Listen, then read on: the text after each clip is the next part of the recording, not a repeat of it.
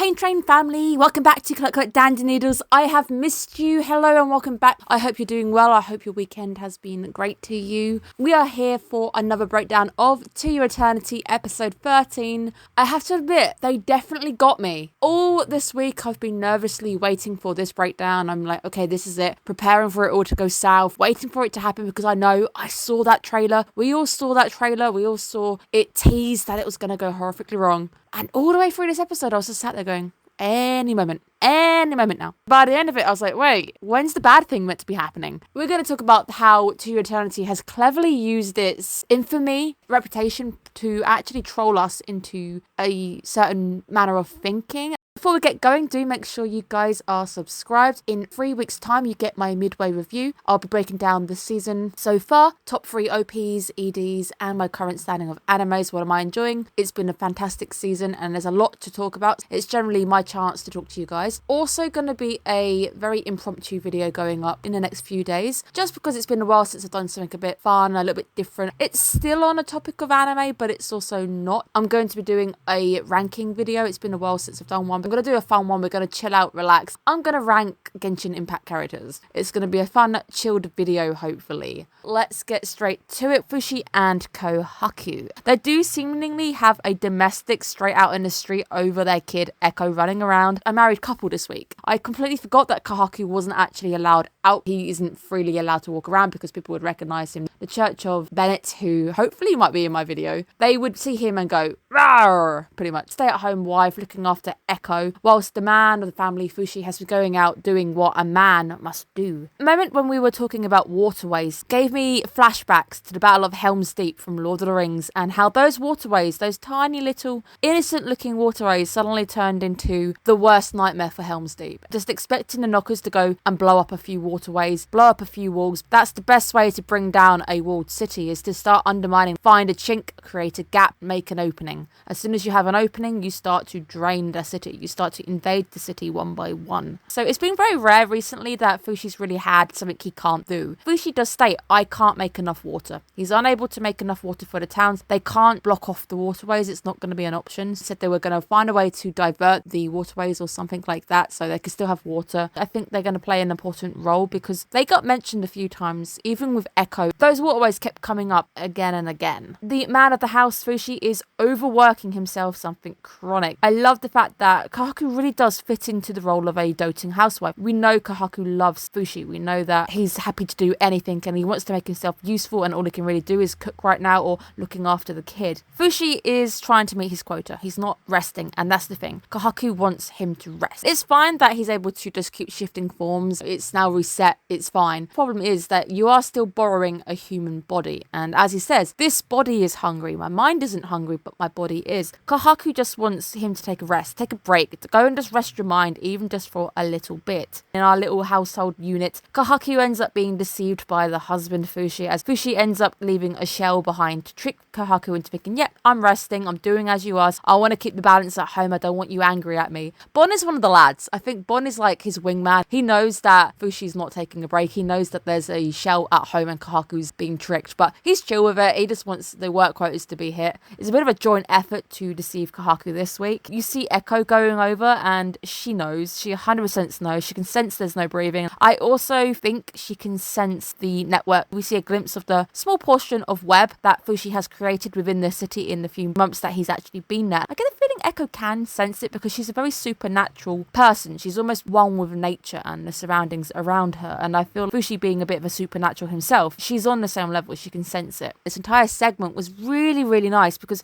we haven't really hung out with Echo very much. We've not really had a chance to hang out because she's a character who doesn't talk. And it's all the way back in those days when we had Fushi and we had to have another character who talked just to help push the episode along. Echo can't talk because she's not Fushi. She's not really had much chance to be brought to us, the audience. So it's very nice to see the world through Echo's eyes as we get a bit of a 360 walkthrough of all of the war preparations going going on in town. We can see Fushi doing his hard work. We start there. She walks away, people sparring, people are making armor, people are all working really hard. There's people who are knocking down walls. There's a lot of war effort going on. It's very nice to actually leave Fushi for a little bit and go and check out his adopted family, see what Echo is getting up to. We do know that Fushi is neglecting his family. He's not hanging out with Echo, which is really, really sad. This is also where I wrote, I really wish it was just being told through Echo's eyes. We haven't spent a lot of time with her. It felt like having an entire episode just through her eyes would really work, especially with the war build-up, getting to and see how things are going. At this point, starting to brace myself because I was like, it's going too nicely. When's hell gonna break loose? I am prepared mentally in my mind for everything to go wrong. But it didn't. At this moment, we're just enjoying the fact that she was trying to emulate those around her, trying to help out. And I love the fact she tries to help. She picks up one brick and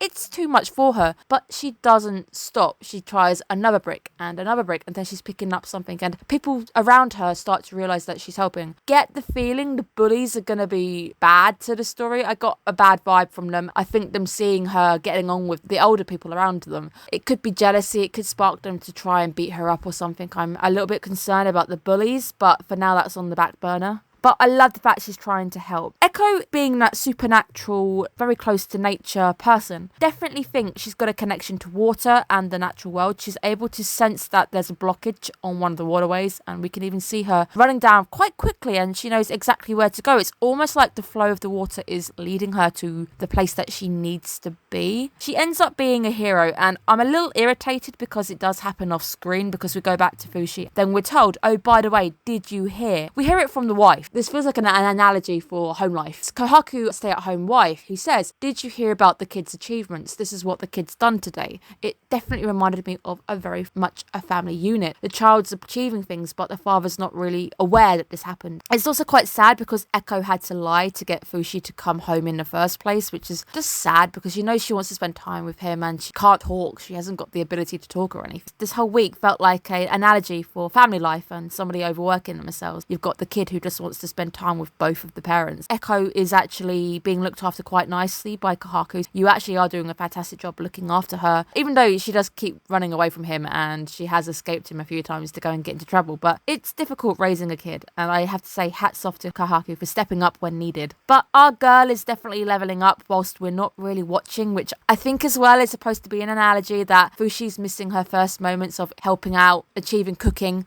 We know that she's finally started cooking and her food is actually tasting good. It feels like she's leveling up and we are missing it. It's also quite nice to take a break from Fushi. We spend a lot of time with Fushi. It's nice to take a little break, watch somebody else on screen. I think as well it was trying to drive home the point that Fushi is missing her growing up because he's quite the absent dad right now. He's got a lot on his plate. He's not finding time just to spend a little tiny bit of time to eat with them or go back home quickly to have a snack and go again. Quite quickly back with Fushi as we find out that Fushi's now got a new growing burden as he's taking on more and more of this network. He's picking up everybody's emotions, good, bad, everything. Him having to appear very quickly whenever somebody knocks a knee or something. He starts to realise that you can't really help everybody. Everybody knocking a knee or getting a splinter. There's a day-to-day life. You're going to experience some negative emotions during the day. That is just life. That's how things go. So Fushi starts to work out, I can't be there for everyone, but it is these actions here definitely help us avoid the bad ending, which could have been. We very easily could have had a very bad ending this week. It's Fushi's actions when he's trying to give everyone medication, look after people, that start to get people realising this person's actually good. Despite what I've been told, this person is good because I can judge somebody via their actions, not via other people's words. Again, as I wrote in my script, everything's going really well. When is everything going to go and hit the fan? When is the shit going down? I also thought they were focusing in on Echo to also drive away from Fushi for a bit, and I was like, wait, is something bad going to happen to Echo? I still think something bad will happen. I just don't know when. I now think the anime is trolling us a bit. It's using our expectations of something bad to happen to suddenly go, wait, fooled you, nothing bad happened. But I also think if we get too complacent, we've got out of the bad things happening, I think something bad will happen at some point. I'm not being lured in. I'm just thankful that this week we didn't have pain and the pain train wasn't leaving the station this week. I do think the pain train is just, it's got its engine running. It's not stalling or anything. It's just rumbling away, readying itself, ready to pull away at any moment. Naturally, people start to get suspicious. You've got somebody doing all of these very big miracles miracles,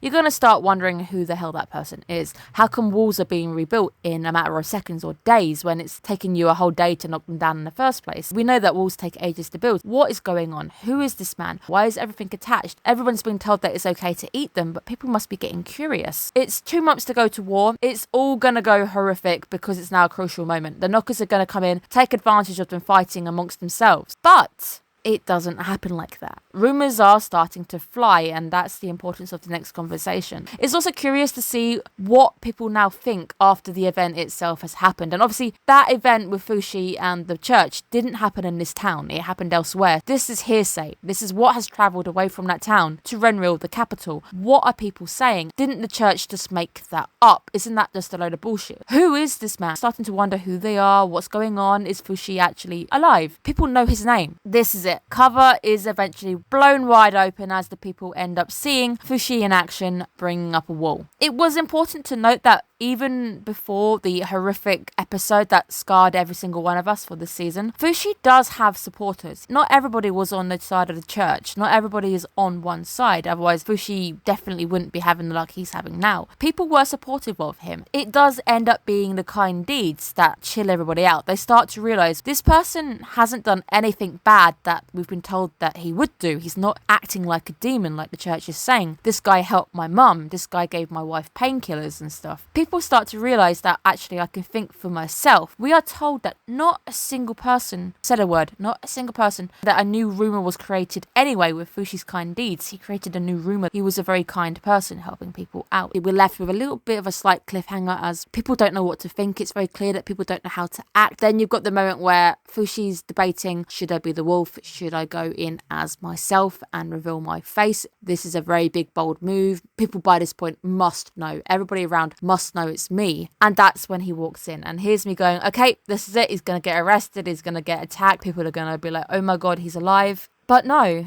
Every single one of us, apart from manga readers out there, all of us anime onlys, we got trolled. We got trolled so heavy by last week's trailer. The trailer looked like it was going south. I don't know whether they've maybe even put in some footage that didn't occur or it's happening next week and they just put it in just to give us the worry, the panic that this was the week that Fushi was going to get called out and we were going to go back into fighting again. But not a single person said anything. Not only just gained a load of loyal followers, but he's gained his own pose. Every single one of them has a pose of loyalty because they recognise his actions. Fushi has come out of this even stronger and just my jaw was on the floor because I worried. I was worrying all week. I was getting ready to do this episode. I was like, okay, I'm going to have a break after work. I don't want to go straight into something heavy, but nothing bad happened. So shocked because next week it also looks like the princess accepts Fushi because she takes him to go and see somebody and maybe it's her father. I think we were told that she's stepping in for someone. Bad thing I'm worried about next week is the sacrificial pawn moment because Bon is telling them to make their choice whether they die and become a thing for Fushi or I don't know. I don't want them to kill themselves and I still don't like that plot that is still around. This also was a plot I was nervous for and it seems to have resolved itself. Maybe next week it's not going to go how I'm imagining. One hell of a rug pull. The anime has subverted our expectations. It tricked us into thinking one way and did something completely different. Starting to get a little bit used to the anime not quite doing what it built up in season 1. Basically, season 1 was a way to get us to go, okay, miserable anime, bad things always happen, everybody dies. But suddenly, this anime isn't conforming to the rules that the anime set out. People are surviving longer than 3 episodes. Fushi is meeting people, getting confused because nobody's dying. Bad things didn't happen, so I'm very shocked. I'm also grateful though because I didn't really want the heavy episode. I've had a very heavy week. I've got a heavy week coming up. Kind of wanted a nice light anime because I think Vinland Saga is going to bring the pain tomorrow. I don't need 2 animes bringing pain in 1 week. Thank you guys so much for tuning in. I'm excited for next week. I can't wait to see how we go. We've only got 2 months now before the fight. I definitely think maybe the last half of this core is going to be a fight. I think it's just going to be the fight. We're going to see how we come out of the fight at the end. Are we going to be able to finally have a decisive win against the knockers? Where's that going to lead us? Are we going to get a season 3? Don't know if it's going to get a season 3 because I don't think season 2 is performing as well as season 1. Thank you so much for tuning in. As always, I love you guys. You guys are great. I hope you, my fellow noodlings, are having a great week. Look after yourselves. Bye bye.